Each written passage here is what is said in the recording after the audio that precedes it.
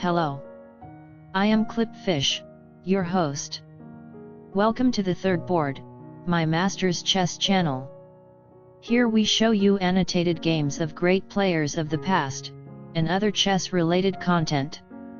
In today's video, we will see an interesting game played between Jacques Mieses and Rudolf Spielmann in 1910. My master was supposed to narrate this video for you, but he had a sudden appointment, so he asked me to do it. The truth is that his English pronunciation is insufferable at best.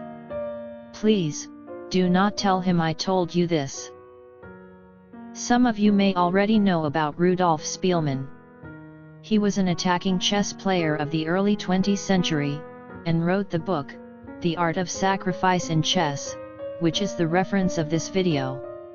According to Spielmann, if you can recuperate material or mate your opponent soon after the combination, they cannot be considered real sacrifices, they are sham sacrifices.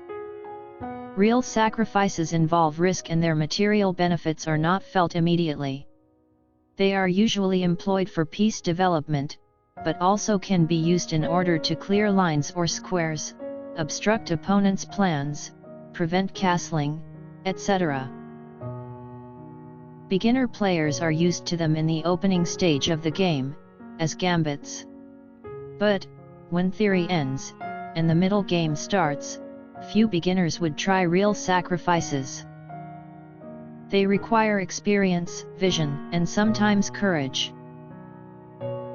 So, I shall ask you, do you have what is needed to do real sacrifices? Well, let's start the game.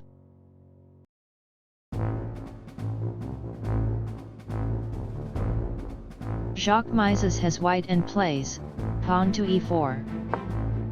Rudolf Spielmann plays, pawn to e5.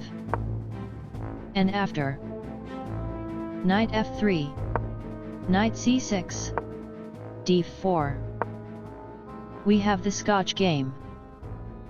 The game continues with e takes on d4, knight takes on d4, bishop c5, bishop e3, bishop b6.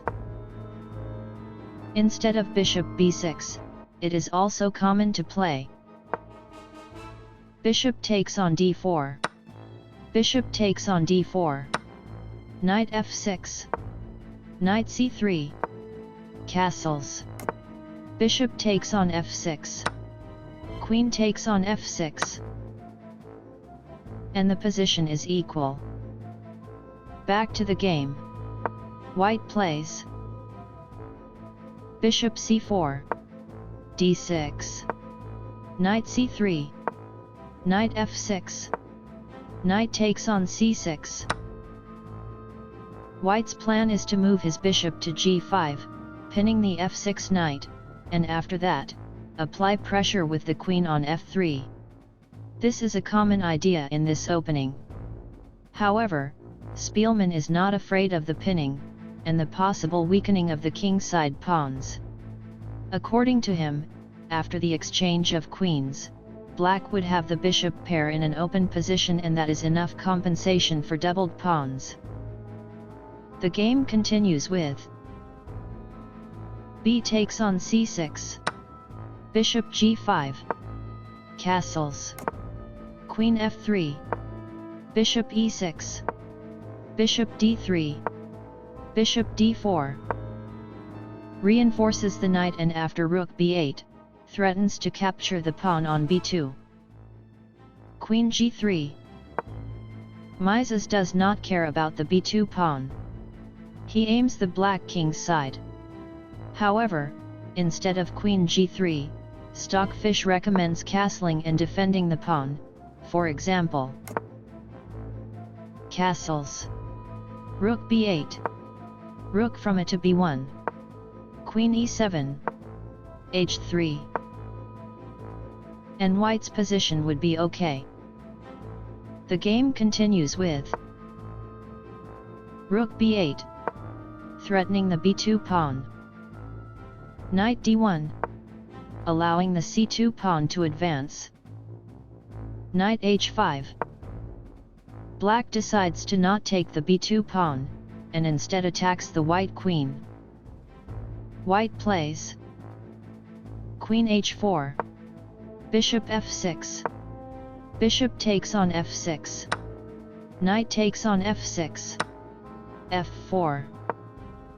With this move, White threatens to push the e4 pawn to e5.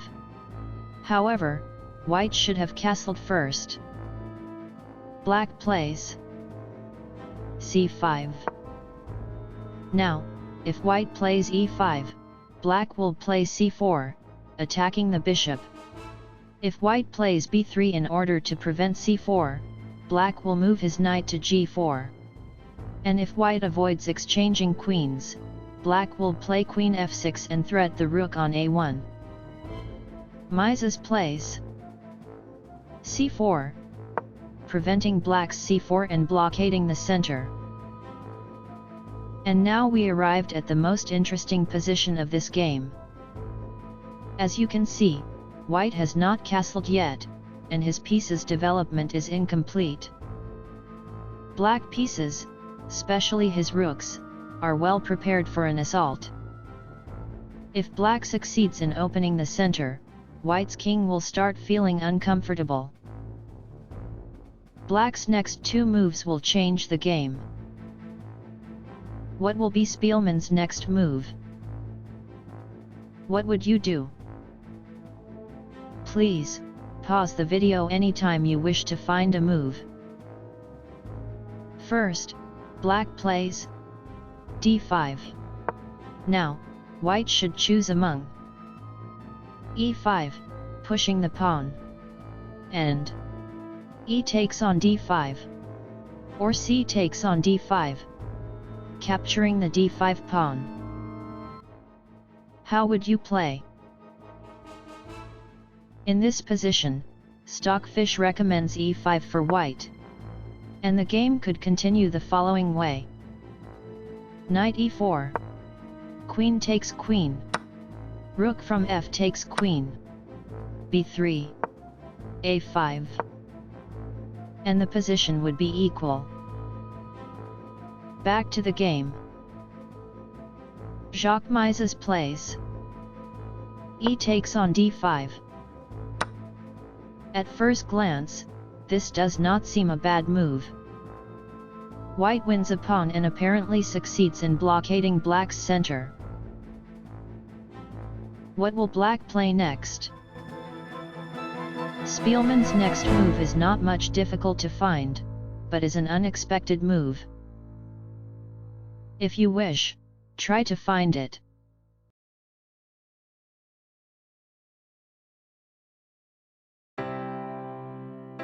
Did you like this game so far? I hope you enjoyed this video. If you want notifications of more content like this, please subscribe to this channel. I shall narrate this game's conclusion in the next video. Thank you, and see you again in part 2. Goodbye.